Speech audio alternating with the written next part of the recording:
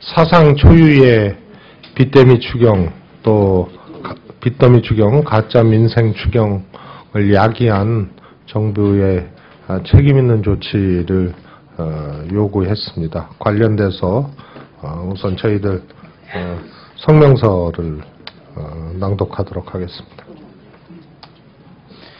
예, 민주당 예결위원 박민수 의원입니다. 예, 성명서 낭독하겠습니다.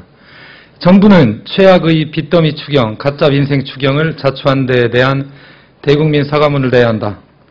2013년도 정부 추경안은 일자리 민생 추경이 아닌 최악의 빚더미 추경, 가짜 민생 추경이다. 근본 추경은 일자리 민생 추경이 아니다.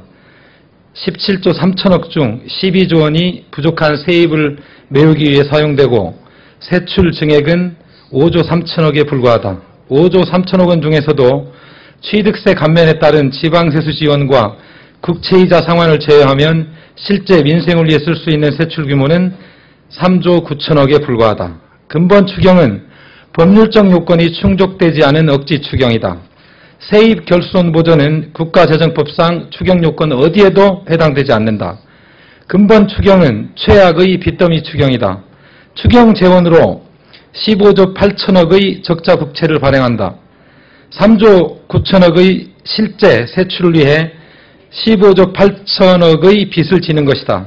추경으로 재정 적자는 확대되고 국가 채무는 급증하였다. 12조 원에 달하는 대규모 세입 결손은 정부 스스로 자초한 것이다. 지난해 예산 심사 과정에서 민주당은 4% 성장 전망의 비현실성과 기업은행, 산업은행 지분 매각 등 실현 불가능한 세외 수입으로 편성된 정부 예산안에 대한 대폭적인 수정을 촉구하였다.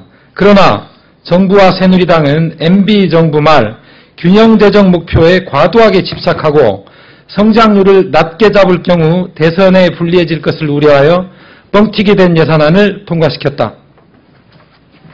민주통합당 예결위원들은 정부의 대국민 사과 없이 빚더미 추경안을 심사할 수 없다. 추경의 정상적인 심사를 위해서 정부는 대국민 사과문을 통해 아래와 같은 사실을 밝혀주어야 한다. 첫째, 정부는 최악의 빚더미 추경, 가짜 민생 추경을 자초한 데 대해 진심 어린 반성과 사과를 해야 한다. 둘째, 정부는 근본 추경을 민생 안정과 경제 회복을 위한 추경으로 포장해 혹세무민한 것에 대해 사과해야 한다. 셋째, 대규모 국채 발행으로 악화된 재정 건전성을 회복시킬 수 있는 대책을 명확히 제시해야 한다. 2013년 4월 24일 민주통합당 예결위원 1동. 다 아시겠지만 추경 예산은 극히 예외적인 그런 긴급한 사정과 중대한 사태와 더 본예산을 할 수 없는 보충성이라는 요건을 갖춰야만 되는, 그래서 그러한 요건을 국가재정법에 명확히 규정해 놓고 있습니다. 이번 정부가 편성한 추경은 이런 국가재정법을 정면으로 위반한 불법 추경이다. 툭하면 법치를 내세우고 있고 법을 지키고 민주주의를 지키고 인권을 지키는 법무장관 박근혜 정부의 주요 강도들이 대통령을 포함해서 법치주의를 주장하고 있는 박근혜 정부가 이런 추경 예산에서 정면으로 법을 위반한 위법 사태를 야기한 것에 대해서 자기 모순이고 앞으로 두고두고 이 점에 대해서는 강력히 지적하고 시정 요치할 겁니다. 새누리당 박근혜 정부는 인사 실패에 이어서 서민경제, 국민의 행복과는 정반대인 예산 실패까지 지금 예고하고 있습니다.